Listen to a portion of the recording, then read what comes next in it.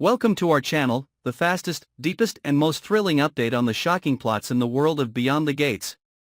We not only narrate the story, but also recreate the most breathtaking and mysterious moments in the most vivid and attractive way possible. If you are a passionate fan of mysterious, suspenseful, heart-stopping stories, then you are in the right place. And today, we will take you into one of the darkest turning points of the film, when Martin wakes up in the middle of the night, with blood on his hands. Martin wakes up in the quiet of the night. In the dark room, only the dim light from the street shining through the window curtains.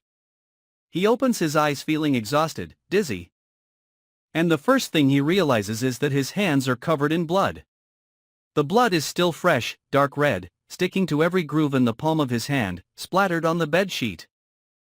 His heart was pounding, each beat threatening to explode as he realized this was not his own wound. There was no pain, no cut, but the blood was there, thick and sickening. In that moment, time seemed to stop, and Martin felt as if the world were spinning around him in an invisible nightmare.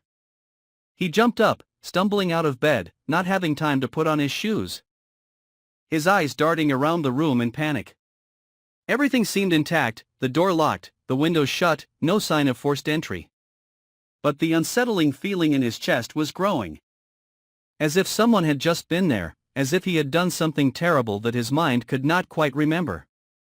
He rushed into the bathroom, turned on the faucet, and tried to wash away every trace of blood from his skin. But even as the water washed away the blood, the guilt and disgust clung to his mind, as indelible as his hands. Martin couldn't remember anything. Before falling asleep, he had been studying the file on a missing woman named Elise, a name that had been popping up in the strange cases he had been assigned to investigate.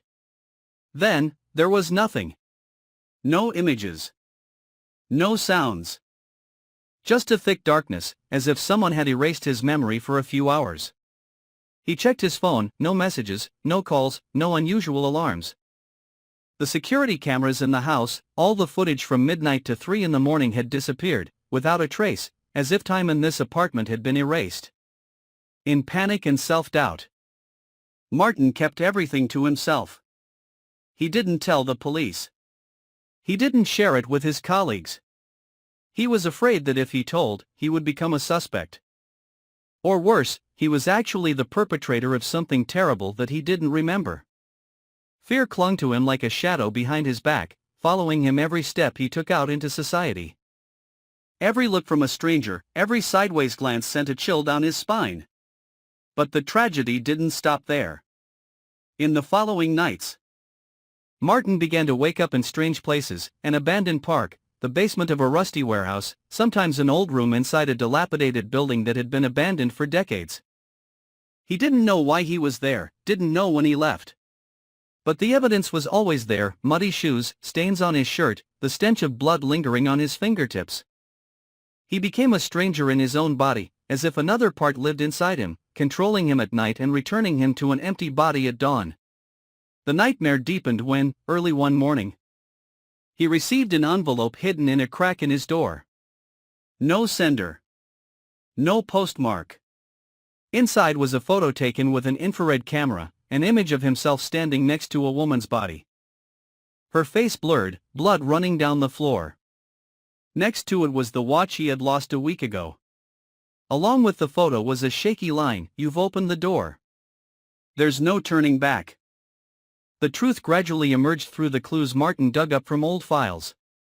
He had been a test subject for a secret organization, Threshold, which conducted research on hypnosis, mind control and access to the spiritual world hidden deep in the human subconscious.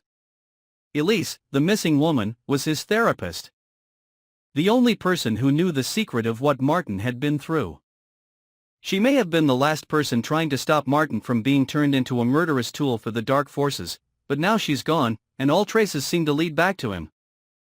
Sanity is slowly eroded with each night of memory loss.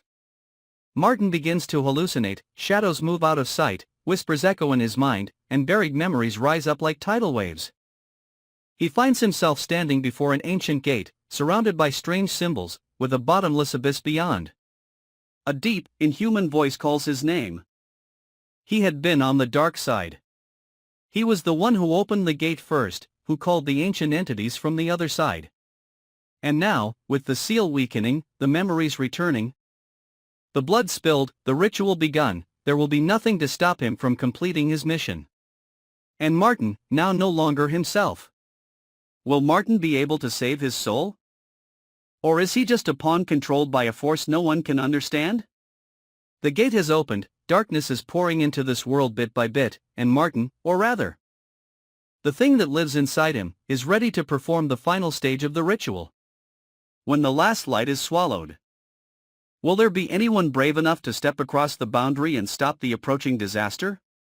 The answer remains unknown, and the only thing certain now is the deathly silence that spreads from behind the gate. If you find this story fascinating and don't want to miss any of the shocking developments that are about to happen in Beyond the Gates, be sure to follow and subscribe to our channel today.